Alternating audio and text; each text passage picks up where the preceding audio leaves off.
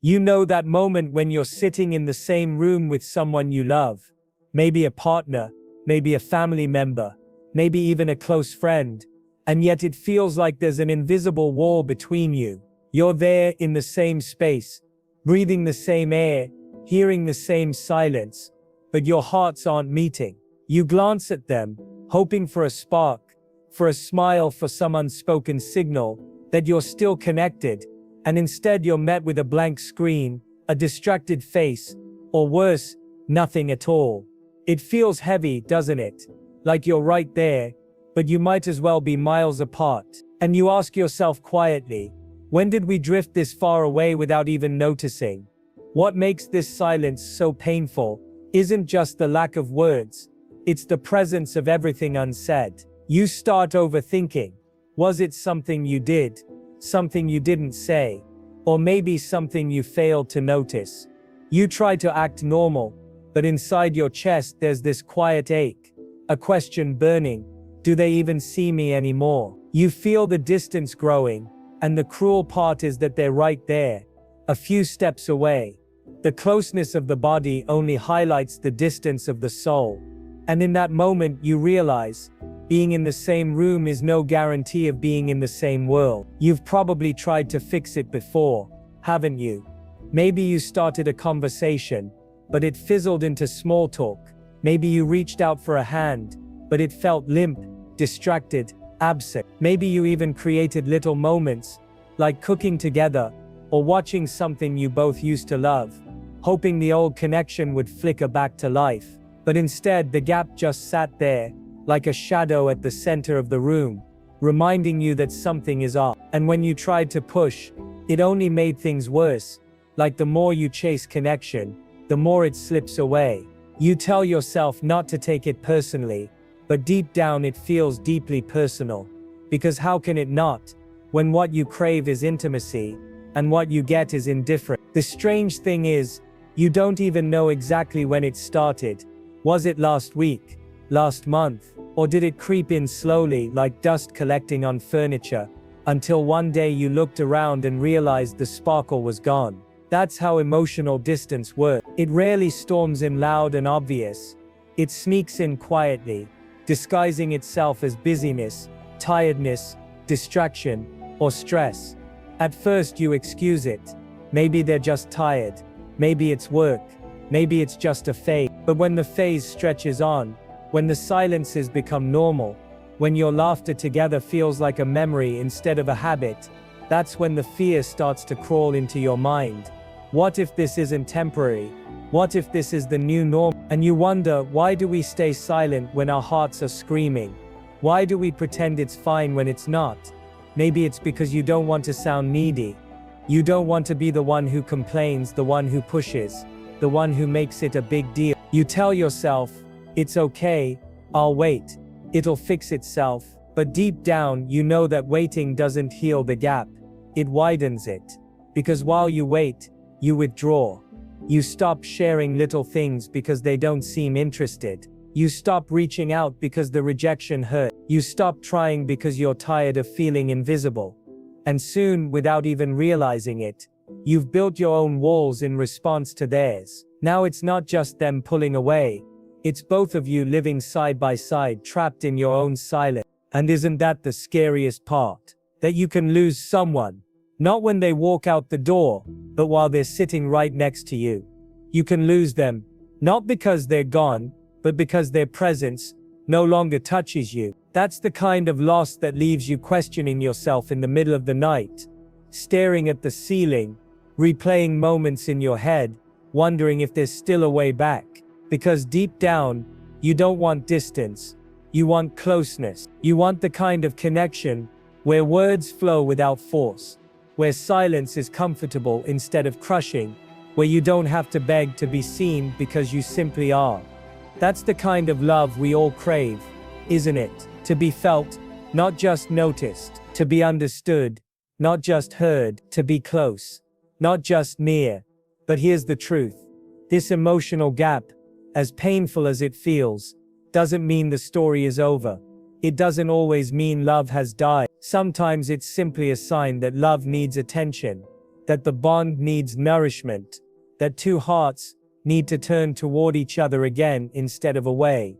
The gap can be bridged, but only if you dare to face it. Only if you're willing to stop pretending it's fine and start asking what's really going on.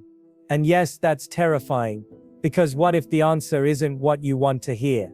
What if they admit they've checked out, or worse, that they've stopped caring? But the deeper fear, the one you rarely say out loud, is that maybe you've already started losing them without a fight. And if you don't face it now, the silence will become permanent.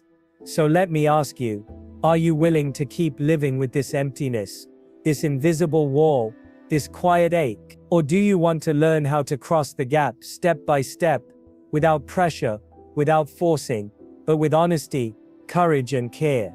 Because the truth is, connection doesn't always need grand gesture. Sometimes it begins with the smallest shift, the way you listen, the way you notice, the way you open your heart again. It's not about fighting harder, it's about softening deeper. And once you understand this, you'll realize that the room you're sitting in doesn't have to feel like a battlefield of silence. It can feel like a home again, a place of warmth, of safety, of love. You've probably asked yourself countless times, why does this happen? Why can two people who once felt inseparable suddenly feel like strangers under the same roof?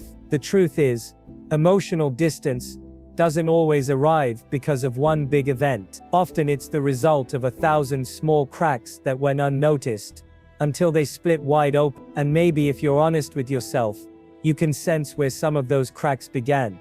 Sometimes it starts with busyness. Life pulls you both in different directions. Work deadlines, family responsibilities, endless to-do lists. At first you think it's temporary, just a season. You tell yourself, once this project is done, once things settle down, we'll have more time for each other.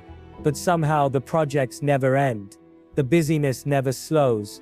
And what was supposed to be temporary becomes routine. You get so used to managing schedules, tasks, and obligations that you forget to manage the most fragile thing of all, the bond between you. And when love isn't watered, it doesn't always explode into conflict. Sometimes it just dries up quietly, like a plant left too long in the sun. Other times, the distance comes from unspoken hurts.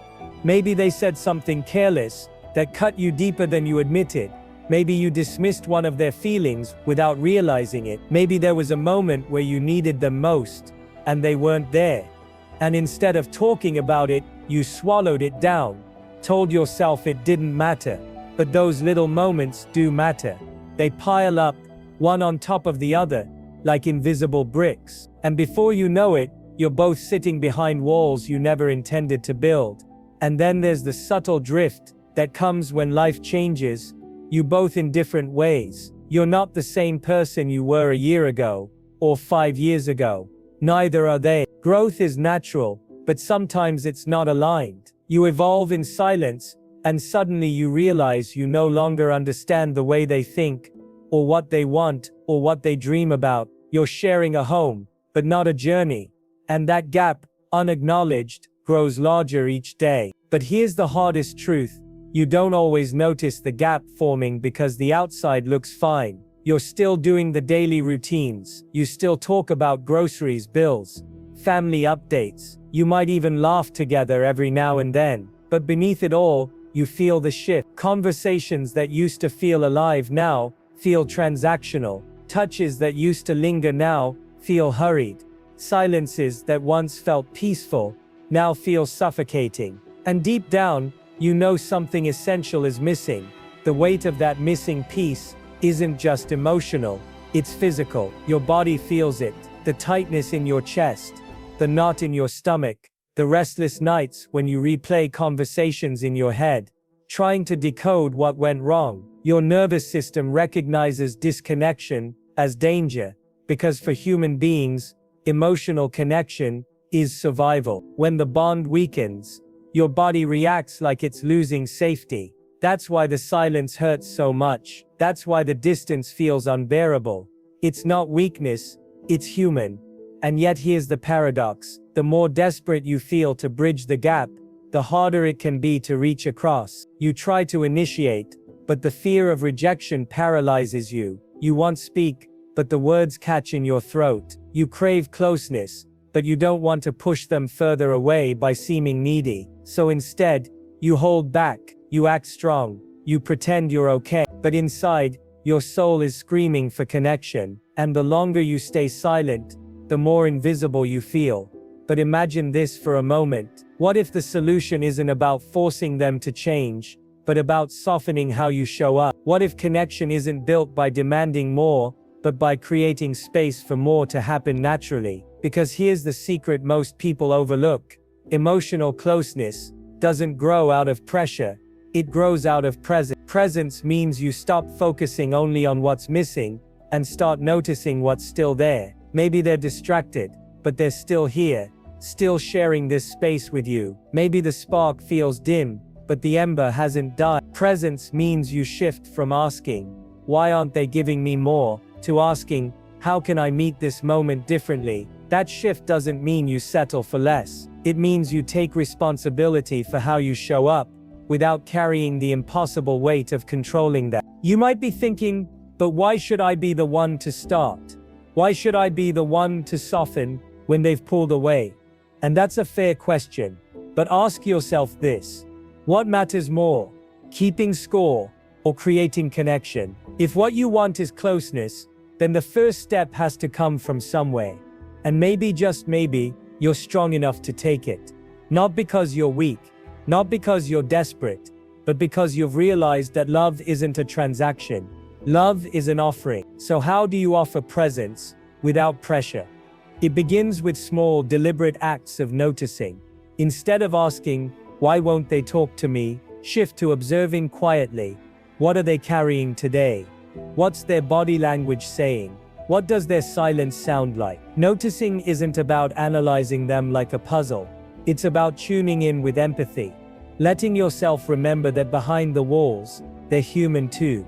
Tired, distracted, maybe hurting in ways they can't even name. And when you can look at them through that lens, something shifts in you. The frustration softens into curiosity. The resentment eases into compassion. And compassion opens doors that pressure never can. Think about it. When was the last time you truly listened? Not to their words, but to their world. When was the last time you looked at them without judgment, without expectation, simply as another soul trying to make it through life? That's where reconnection begins. Not in grand speeches, but in simple presence. Not in demanding closeness, but in creating safety for closeness to return. But here's the catch. You can't fake it. They'll feel it if you're only showing up because you want something back. Presence has to be genuine, and genuine presence requires patience. Because the wall between you wasn't built in a day, and it won't come down in a day. It comes down brick by brick, moment by moment. Sometimes with words, sometimes with silence, sometimes simply by staying, gently, consistently, without forcing. And maybe that feels terrifying, because what if you try, and they don't respond? What if you show up and they stay distant? That fear is real. But ask yourself, well, what's the alternative? To keep sitting in silence, waiting for them to make the move, letting the gap widen until there's nothing left to save. At least when you step forward, you're giving love a chance. You're choosing courage over comfort, connection over pride. And sometimes that single choice is enough to begin turning the tide. Because love at its core is less about perfection and more about persistence. Less about fireworks and more about firewood. The small, steady acts that keep the flame alive. And even when the fire feels low, even when the room feels cold, it doesn't mean warmth is gone forever. It means it's waiting for someone to add kindling, to breathe gently on the ember, to believe, even when it feels hopeless, that closeness is still possible. And you're capable of that. You wouldn't be here listening if you didn't care deeply. You wouldn't be carrying this ache if connection didn't matter to you. That longing in your chest, as painful as it feels, is proof that you still want love. And wanting love is never weakness. It's the most human thing about you. You sit across from them, maybe at the dinner table, maybe on the couch, maybe even lying side by side in bed, and yet it feels like there's an entire ocean stretching between you. You're so close, you could reach out and touch their hand, but something in you hesitates, because you're not sure if that touch will be welcomed, or if it will just remind you of how much distance has grown. The silence between you hums louder than words ever could. You tell yourself, at least we're still here together, but deep inside, you know togetherness isn't just about proximity. Being in the same room doesn't mean being in the same world. And that's where the heartbreak lies. Because part of you remembers what it used to feel like, those moments when your worlds overlapped so naturally. You'd sit in the same room and laugh at the same joke without even finishing the sentence. You'd share glances that carried entire conversation. The air between you felt alive, charged with warmth, familiarity and safety. And now the air feels heavy, like it's holding something neither of you dares to say. It's strange, isn't it? How the same space that once felt like a sanctuary can now feel like a cage of silence. You catch yourself wondering, how did we get here? Was it time that carved the gap? Was it life's noise drowning out our voices? Or did we slowly stop showing each other our inner worlds, until there was nothing left to share? It's confusing, because on the outside, everything looks fine. To others, you probably look like a normal pair, a normal family, a normal couple. But you know the truth that normal doesn't mean connected. And the truth is, connection isn't about existing under the same roof. It's about feeling seen inside the same soul. Here's the thing, most people never say out loud. It's not the fights that scare you the most, it's the silence. Because fights at least mean you're still engaged, still caring enough to clash, still reaching for each other even through anger. But silence feels like surrender. Silence feels like the quiet acknowledgement that you've stopped trying. And when the silence stretches too long, you begin to feel invisible, like your presence no longer matters in the space you share. And being invisible to someone who once saw you so clearly, that's one of the deepest pains a human heart can hold. But here's the secret about these quiet gaps. They don't always mean love is gone. Sometimes they're simply the result of two people carrying their own burdens too heavily to notice they've set each other down. Sometimes they're the byproduct of unspoken fears. Fear of saying the wrong thing, fear of being rejected, fear of being misunderstood. And sometimes they're simply habits of distraction, of numbing out with screens, of choosing busyness over intimacy. The worlds you live in slowly start drifting apart, not because you chose it, but because you forgot to keep choosing each other. So what does it take to bridge this distance without pressure? It begins with presence, but presence of a different kind, not just physical presence. Not just being in the room, but the kind of presence that leans in, the kind that notices, the kind that says, I see you, without words. Imagine for a moment what would happen if instead of trying to force a conversation, you simply offered your undivided attention. No phone in your hand, no distractions, just your quiet openness. Because connection doesn't always begin with grand gestures. It begins with the decision to be fully here, even when the silence feels awkward. But let's be honest, presence feels vulnerable. Because what if they don't respond? What if you reach out with openness, and it's met with more distance? That's the risk that makes most people retreat. But here's what you need to remember. Vulnerability isn't weakness. Vulnerability is the bridge. When you risk being seen, you create the possibility for them to step out of their own world and meet you halfway. You may not control whether they walk across, but you control whether the bridge is there at all. Start with something simple. A gentle question, not about chores, not about schedules, not about obligations, but about their inner world. Something like, how has your heart been feeling lately?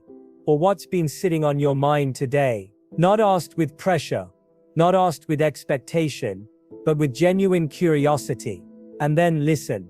Listen not to reply, not to fix, but to understand. Sometimes people drift, not because they don't care, but because they don't feel safe to share. And safety begins when you create space where they can unfold without judgment. And maybe they won't answer right away. Maybe they'll shrug or give a short reply. That's okay. Don't pull, don't push. Just let them know the door is open. Because connection isn't built in one conversation. It's built in repeated invitations. And each time you show up with gentle consistency, you remind them that the door between your worlds doesn't have to stay closed. But here's something you can't forget. While you're opening the door to their world, you must also be willing to open yours. Distance grows not only when we feel unseen, but also when we stop letting ourselves be seen. So ask yourself, when was the last time you shared your real thoughts, your real fears, your real heart? Not the surface level updates, not the polite answers, but the raw human truth of where you are. That's how intimacy breathes again. Not through polished conversations, but through honest ones.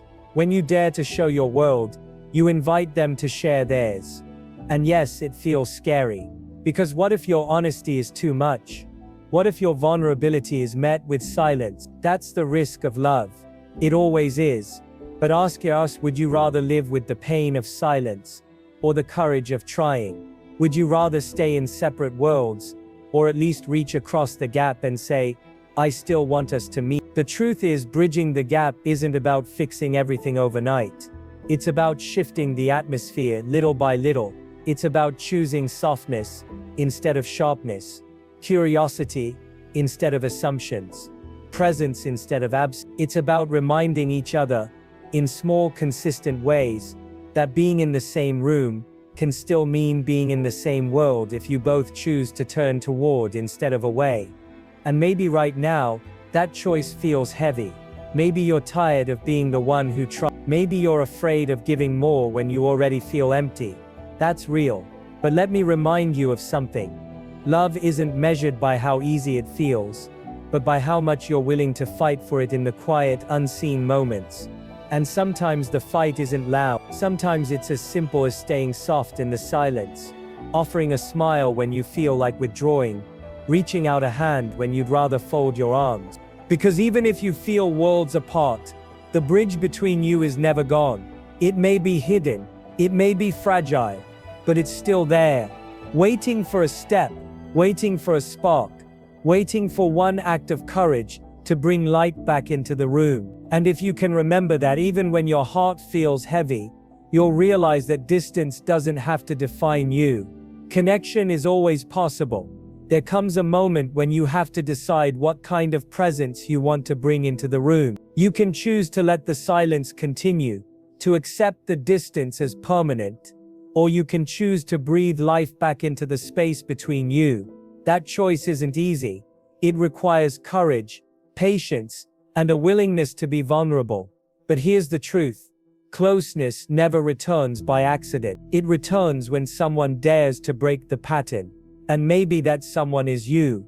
You've probably been waiting for them to change, waiting for them to notice the gap, waiting for them to reach out first. But what if waiting is part of what keeps you both apart? What if the door between your worlds is locked? Not because they don't want to open it, but because they don't know how, and they're waiting for you to show them it's safe. Sometimes love doesn't need someone stronger. It needs someone braver. And bravery doesn't always roar. Sometimes it whispers through a soft gesture, a patient heart, a quiet invitation. Start small. When you're in the same room and the silence feels unbearable, don't fill it with forced chatter. Instead, bring warmth into the space. Sit beside them instead of across.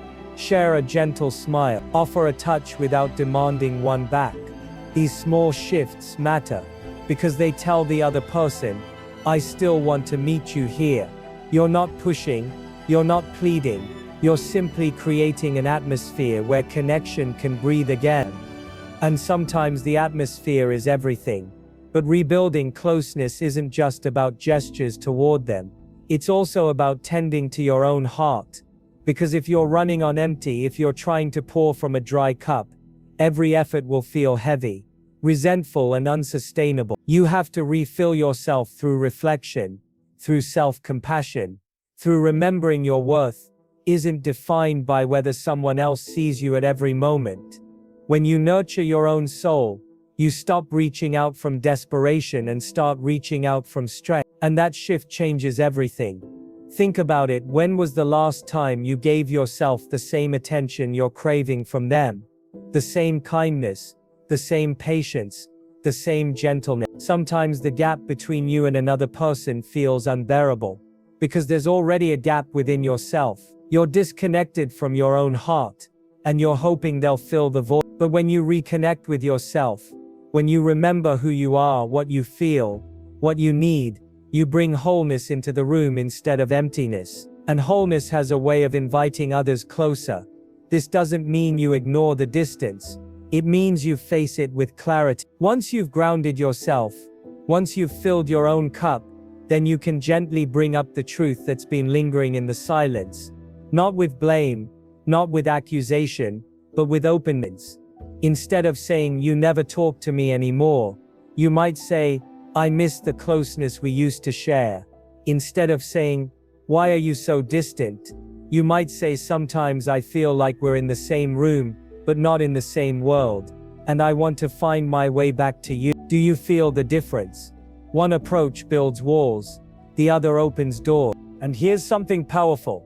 When you speak from longing instead of lack, when you speak from vulnerability instead of anger, you awaken something inside them.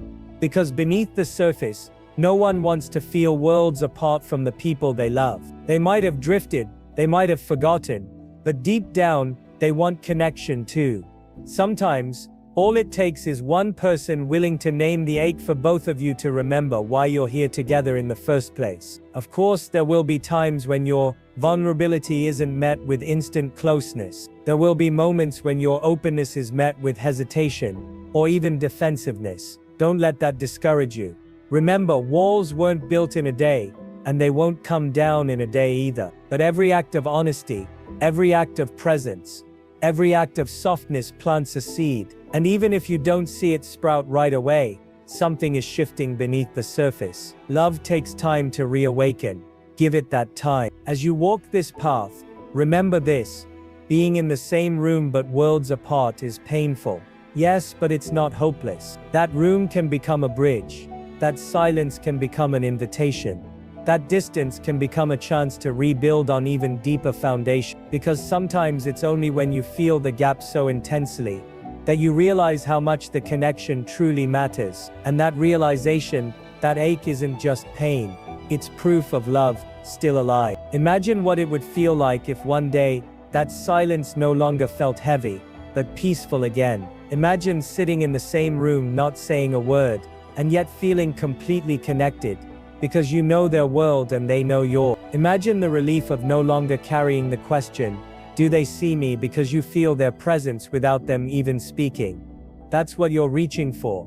That's what's possible if you choose patience, presence, and vulnerability. And if there's one truth I want you to carry with you, it's this: connection is never lost forever. It may feel hidden, it may feel fragile, it may feel buried under silence and routine, but it's still there, waiting for you to lean in, waiting for them to notice, waiting for both of you to remember that love isn't about living in separate worlds, it's about daring to share one. So the next time you find yourself in the same room but feeling miles away, pause, breathe, look at them, really look, not at their silence, not at their distance, but at the human being who once made your heart light up.